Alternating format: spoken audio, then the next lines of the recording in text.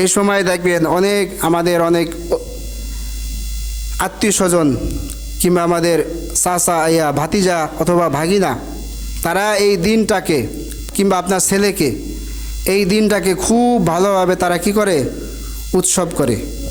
কিন্তু এই উৎসব তো আদৌ আমাদের জন্য না, মুসলমানদের ধর্মীয় উৎসব 31st নাইট না, এটা হলো পশ্চিমাদের অনুষ্ঠান।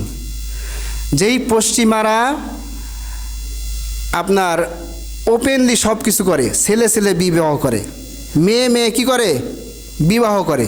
এখন তাদেরকে খুশি করার জন্য আমার ভাতিজা, আমার ছেলে, আমার মেয়ে অনুষ্ঠান করলো, এই অনুষ্ঠানে শরিক হলো, তাহলে তাদেরকে তো আমরা কি করলাম, খুশি করলাম, প্রমোট করলাম।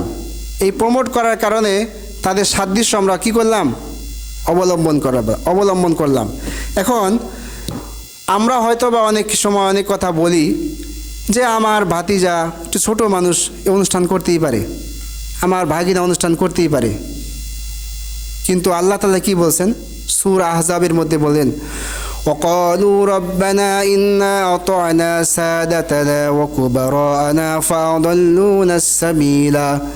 আল্লাহ তাআলা বলেন যে তোমরা যারা অভিভাবক আছো, তোমাদের যে সন্তানাদি আছে, তোমরা যদি জান্নাতে হয়ে যাও, তোমাদের এই সন্তানাদি বিভিন্ন বিধর্মীদের উৎসব যারা পালন করবে, এরা যদি জাহান্নামে যায়, এরা কি বলবে জানেন, ফাআদাল্লুনা সাবিলা, আমরা তো জাহান্নামে যাইতেছি, আমাদের যে অভিভাবক আছে তাদের সহ জাহান্নামে নিয়ে যাও। নাউজুবিল্লাহ বলেন।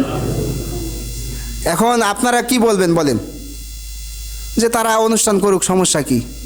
তারা আরও বলবে কি জানেন, রব্বানা আতিহিম দি'ফাইনি মিনাল আযাবি ওয়াল আনহুম লা'নান কাবীরা। ইয়া রব্বাল আলামিন আতিহিম আযাবান, তাদেরকে আপনি শাস্তি দেন, দ্বিগুণ শাস্তি দেন, কারণ তারা আমাদেরকে বাধা দেয় নাই। ওয়াল আনহুম লা'নান কাবীরা, এবং তাদেরকে ভয়ঙ্কর ধরনের কি দেন, শাস্তি দেন। এটা কারা বলবে? আজকে যারা আপনি সাপোর্ট করতেছেন ওই ভাইস্তাদের, ওই ভাগনাদের, কিংবা আপনার ছেলেকে যে করুক, পোলাপান মানুষ অনুষ্ঠান করুক, সমস্যা কি?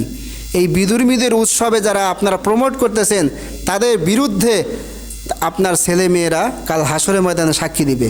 এখন করা কি উচিত কি উচিত না, এটা আপনাদের উপর কি করলাম, ছেড়ে দিলাম। বিধর্মীদের কোনো উৎসব করা যাবে না।